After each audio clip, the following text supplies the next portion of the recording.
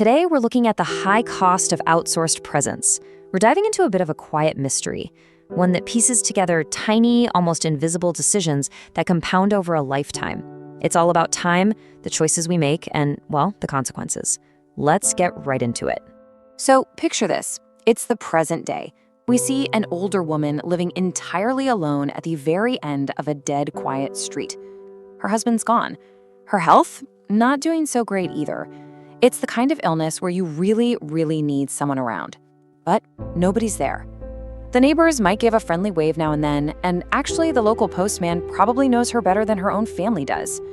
An empty chair sits at the dining table, a phone that literally never rings. If you were standing in this room right now, you'd feel a heavy wave of sadness, right? Maybe a bit of sympathy, or even a little spark of anger on her behalf. Which brings us to the big, glaring question. Where is everyone? What's really unsettling here isn't the physical decline. Bodies just do that. It's an inevitable fact of life. No, the uncomfortable truth we have to sit with is the alone part. How does someone end up completely isolated with a phone that just never rings? Where on earth did her family go? Why is this house so profoundly empty? To figure that out, we need to rewind 30 years to the packed calendar. Because you see, she wasn't always this lonely older woman. Actually, scratch that, she was the exact opposite. She was a super busy young mother with 2 kids, and her daily schedule? Packed tighter than a Mumbai local train at rush hour. Just endless calendar pages flipping, pagers buzzing, phones constantly ringing off the hook.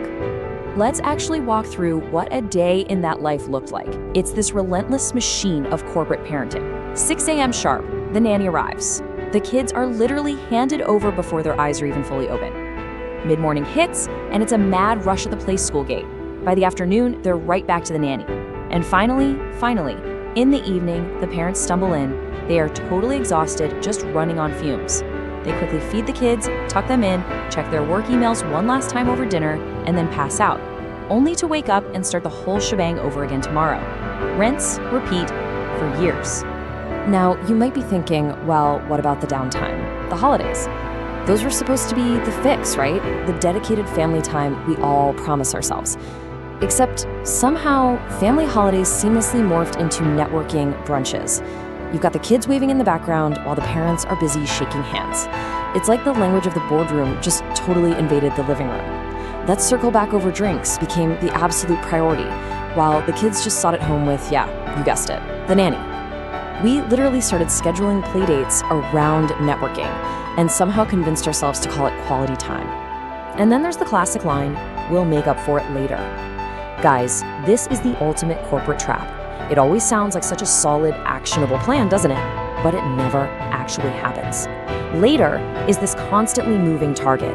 And when you're caught up in that beautifully structured, highly optimized daily grind, it is incredibly easy to trick yourself into believing that later is a real destination. The crazy thing is, there are no villains here. There's no cruel intention. Nobody sat down at breakfast and said, you know what, I'm actively going to ignore my kids today. It just happened. It happened one skipped bedtime story at a time, one missed school play, one quick, hold on, mom has an important call at a time. Individually, these are tiny, easily justifiable moments, usually in the name of providing a better life. But when you add them all up, it's brutal. Because absence doesn't happen all at once. It just quietly drifts in, completely unnoticed. So that brings us to the silent trade-off and what kids actually remember. Let's slow things down a bit here. Because while parents are so focused on building a future, we really need to ask, what are the children focusing on in the present? When they grow up, what do they actually hold on to? Imagine a scale. On one side, you have productivity. The big promotions, the fancy apartment upgrades, the successful dinners, those urgent late-night calls. But on the other side, you have presence.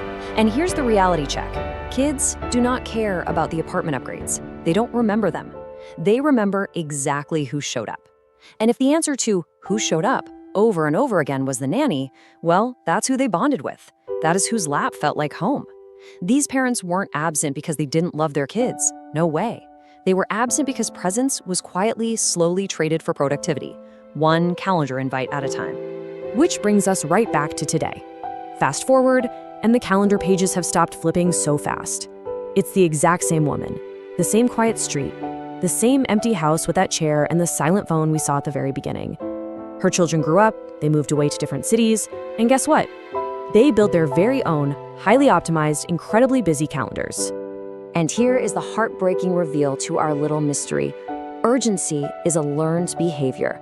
Somewhere along the way, those grown children simply stopped seeing visit mom as an urgent thing to do. And honestly, why would they? She never got the chance to teach them that family is an urgent priority. They learned by observing her. They learned that the calendar dictates what's important, and that presents, well, presents can always be pushed to later. Now let's look at the expiry date, a gift, not a given. I want to be absolutely crystal clear about something. This explainer is not here to point fingers or judge parents who are working incredibly hard to provide. Not at all. It's a warning. It's a warning about how a full, bustling house can accidentally end up raising strangers. Because at the end of the day, there are absolute limits to what you can outsource. Think about it. Number 1, you can absolutely hire someone to feed your child or rock them to sleep. Number 2, you can hire someone to teach them their ABCs, to tutor them, or drive them to soccer practice. But number 3, the absolute most important one, you literally cannot hire someone to be their parent. The people in your life are not tasks on a to-do list that you can just delegate to someone else. True connection, the real parenting stuff, only happens in the room. It happens during bedtime stories. It happens at that random Tuesday school play you almost skipped but didn't. Whatever you have right now, whether that's a parent who still eagerly picks up the phone when you call, or a kid who still runs to the front door to tackle hug you when you get home, or even just a family dinner that you keep pushing off for work, please remember, that is not a given. That is a gift. And it's a gift with a hidden expiry date that absolutely nobody warns you about. So we're going to wrap up our explainer today with a question, and it's one I really want you to think about. Who is waiting in the room for you? Go use that gift today. Be present right now, before your time becomes just a memory that you're left rewinding, sitting alone, wondering where it all went. Thanks for joining me on The Explainer. I hope this sparked a little bit of curiosity and maybe even a sense of urgency in your own life. Catch you next time.